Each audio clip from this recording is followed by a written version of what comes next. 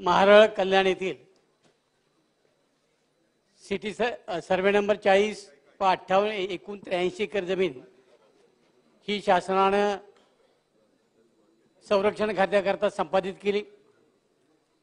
संरक्षण खात्याने कुठल्याही प्रकारे ती जमीन परत केली नाही, परंतु मूळ शेतकऱ्यांनी ती जमीन पडीक असल्यामुळे कसण्याकरता मागितली।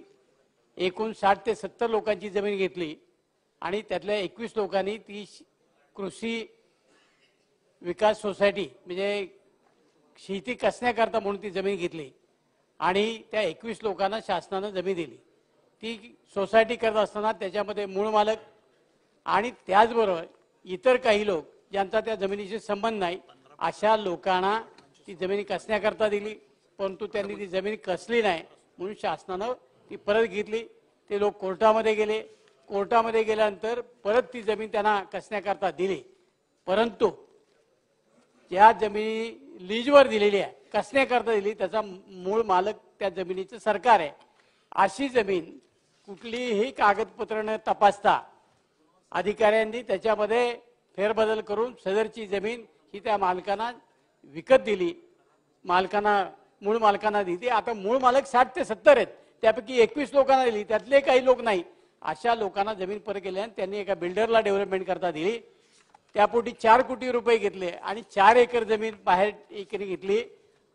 83 एकर जमीन घेतल्यानंतर आज त्याच्यावर अब्जावधी रुपयाची प्रॉपर्टी उभी राहिलेली आहे महोदय, आणि शासनाची प्रचंड मोठी फसवणूक झाली। जर एकदा संरक्षण खात्याला जमीन दिली कुठल्याही परिस्थितीमध्ये परत घेता येत नाही, किंवा शासनाचा जर सातबारा झाला तर परत देण्याची कुठलीही आपल्याकडे तरतूद नसताना सुद्धा सदरची जमीन परत दिली कशी? त्याच्या माध्यमाने शासनाचा कोट्यावधी रुपयाचं नुकसान झालं। शासनाला म्हणजे जवळ 400 ते 500 कोटी रुपयाचं शासनाचं नुकसान होत आहे। असं असताना सुद्धा सदरच्या बिल्डरवर मेहरबानी करण्याचं कारण काय? जे मूळ बाधित शेतकरी होते त्यांना याचा मोबदला मिळालाच नाही, त्रयस्थ माणसाला याचा मोबदला मिळाला।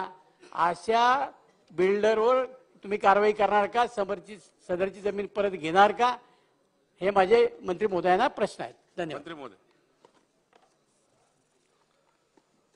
अध्यक्ष महोदय, खरं म्हणजे ह्या प्रकरणाचा फार मोठा प्रवास आहे। 1949 सालापासून अध्यक्ष महोदय हा प्रवास सुरू झाला आणि मग 54 साली, 27 साली, 28 साली त्यावेळेचे तसे जिल्हाधिकारी असतील, माननीय मंत्री महोदय असतील, त्यांनी दिलेले जे वेगवेगळे निवाडे आहेत त्या संदर्भामध्ये अध्यक्ष महोदय, आणि शेवटचा जो निवाडा आहे तो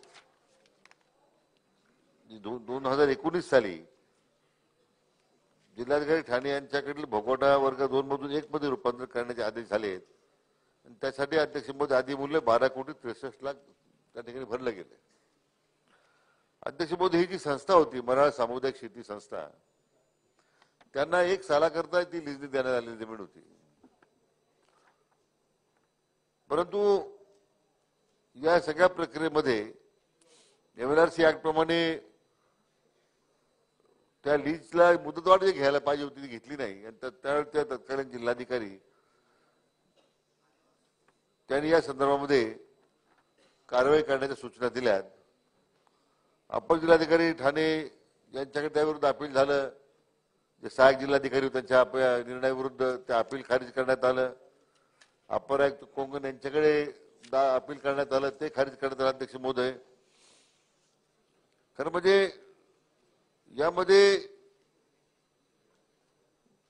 तत्कालीन मंत्री महसूल यांनी कब्जा हक्काची रक्कम 1 कोटी 68 लाख त्या ठिकाणी घेऊन मराठा सामुदायिक शेती संस्थेला जमीन प्रदान केली।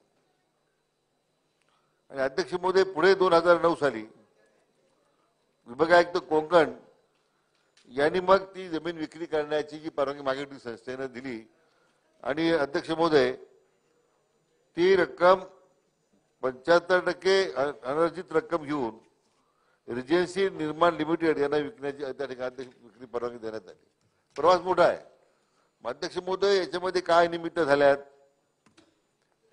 या जमिनीच्या हस्तांतरामध्ये, खरेदी विक्रीमध्ये, या बाबतीमध्ये जी सन्मान्य सदस्यांनी मागणी केली की याच्यामध्ये काही ठराविक बिल्डर्सच्या करता शासनानं त्यावेळच्या अधिकाऱ्यांनी काही त्यांना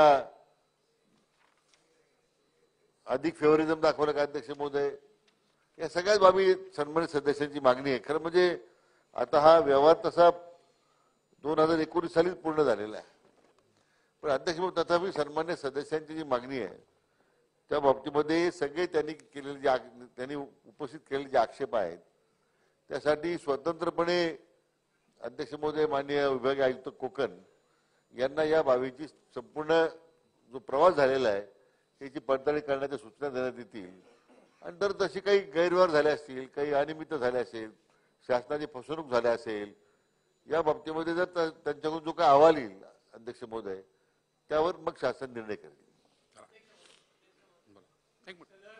वर इन्कम टॅक्स खात्यानं मध्ये रेड मारली, त्याच्यामध्ये सुद्धा याचे पुरावे उपलब्ध झालेले आहेत. हा संपूर्ण व्यवहार हा अतिशय संशयास्पद आहे. जर ती जमीन आपण संरक्षण खात्याला दिलेली आहे, संरक्षण खात्याला दिलेली जमीन कुठल्याही कारणाने परत घेता येत नाही. ती जमीन फक्त कसण्याकरता शेतकऱ्यांना 1 वर्षाची मुदत दिली, त्याची मालकी झाली कशी?